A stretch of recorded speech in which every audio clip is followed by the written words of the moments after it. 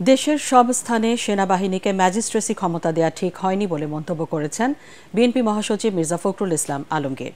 ঠাকুরগাঁওয়ে এক অনুষ্ঠানে এ সিদ্ধান্ত পুনর্বিবেচনার আহ্বান জানিয়ে তিনি বলেন, অন্তর্বর্তী সরকার এমন কোনো ব্যবস্থা নেবে না যা তাদের জন্য বুমেরাং হবে। কামরুজ্জামান রাজীবের রিপোর্ট। ঠাকুরগাঁও প্রেস ক্লাবে বৈষম্য বিরোধী ছাত্র আন্দোলনে হতাহতদের স্বজনদের মধ্যে আর্থিক সহায়তা তুলে দেন বিএনপি মহাসচিব মির্জা ফখরুল ইসলাম আলমগীর। পরে মত বিনিময় অনুষ্ঠানে সেনাবাহিনীকে বিচারিক ক্ষমতা দেওয়ার বিষয়ে তিনি বলেন, নিয়ন্ত্রণের বাইরে চলে গেছে এমন এলাকাগুলোতেই সেনাবাহিনীকে ম্যাজিস্ট্রেসি ক্ষমতা দেয়া দরকার। সব জায়গায় সেনাবাহিনীকে এ ক্ষমতা দিয়ে নতুন সমস্যা তৈরি করা সমীচীন হবে না বলে জানান মির্জা ফখরুল।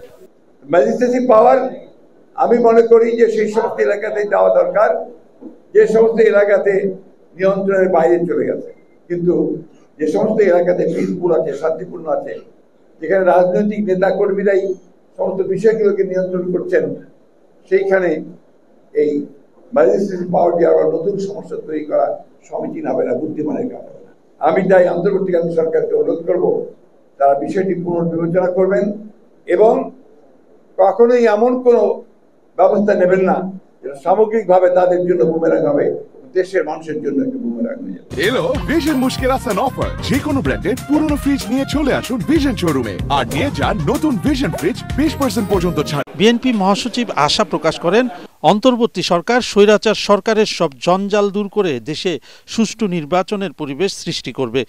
রাজনীতিবিদদের তাদের কাজ করতে দেওয়াই সমস্যার একমাত্র সমাধান বলে দাবি করেন তিনি। আমরা সবাই অত্যন্ত আশাবাদী হয়ে উঠেছি যে নতুন অন্তর্বর্তীকালীন সরকার তারা জঞ্জালকে দূর করে তারা দেশে এমন একটা পরিবেশ সৃষ্টি করবেন যে পরিবেশে সুস্থ উপায়ে সকলের অংশগ্রহণের মধ্য দিয়ে একটা গ্রহণযোগ্য নির্বাচন হবে। সেই নির্বাচনের মধ্য দিয়ে জনগণের একটা পার্লামেন্ট তৈরি হবে।